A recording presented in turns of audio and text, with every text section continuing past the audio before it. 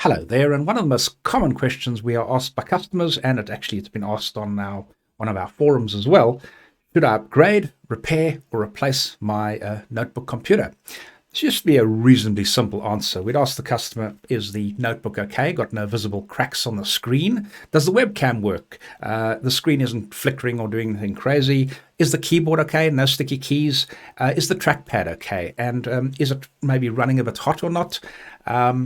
And if most of that was no, then we'd probably say, well, yeah, if it's about 7 or 8 years old, we'll take out the old mechanical hard drive that's in there. They call them hard disk drives, and we'll replace it with a nice new solid state drive. And voila, you'll have a computer which is probably 10 to 15, even 30 times faster than when the computer was actually purchased new. That's without a RAM upgrade, because a hard drive or a solid state upgrade is the single best upgrade you can do to a computer to make it run faster. More on that in another video. I'll demonstrate the extraordinary speed gains you get from that. The problem is now it's not such a simple answer. Even if the computer's in really good condition, if it's older than about 3 or 4 years, if the computer is a 8th generation or newer computer, you're fine. What does that mean? Well, a couple of years ago, about 12 years ago, Intel decided, the chip manufacturer that makes the thinking units, the CPU inside these, forgive me for being patronizing, I've got to cover a wide audience, so if you do know this, I apologize.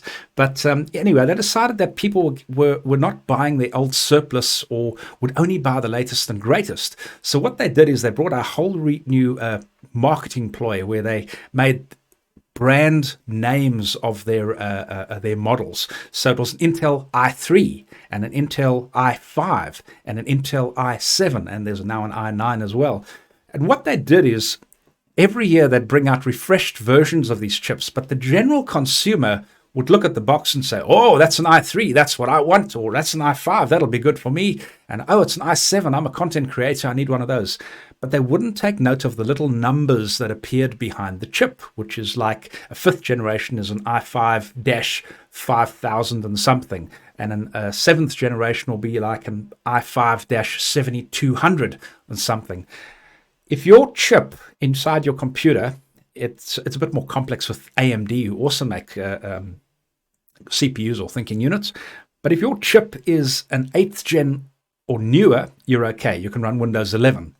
If you do not, however, have an 8th gen or a 9th gen or a 10th gen or 11th gen or a 12th gen, and also a little chip, a security chip inside your device called a TPM2 module, if you don't have that, you won't be able to run Windows 11 more than likely.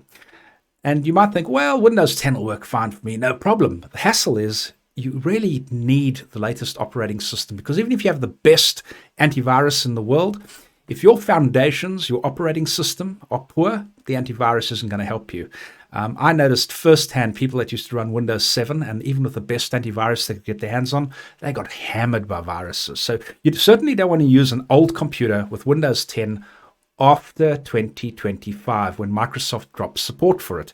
So you've got to think about it. If you're going to be using a computer as a general web browser, etc., and you don't mind too much about the information on it, you're not going to be doing any internet banking after 2025, then fine. Then if the notebook's in really good condition, like this one happens to be, do the upgrade, clean it out, get the dust out there so it's nice and cool and fresh, doesn't have that dust or anything else jamming it up and slowing it down, and you'll have a really good machine. But if you're going to be using it for serious work, it might be time to consider, especially if there's anything wrong with it, like a screen issue or a webcam issue or a flickering or a keyboard issue or a trackpad issue, or one of the ports is maybe damaged or something like that. Rather bite the bullet and get yourself a new notebook. In the long term, you probably, with judging by my past experience with Intel products and Microsoft, you probably only get a good 8 or 10 years of life out of the product, and it'll be usable for banking, etc. Whereas if you upgrade one of these older machines, anything older than an 8th gen, you're unfortunately going to probably run into problems after 2025. So that's my advice. If it's an 8th gen or newer, upgrade it, repair it perhaps, depending on how much the actual new unit costs or what the repair is. But if it's older than 8th gen, put it in the bin or recycle it. That's pretty much the harsh reality of it.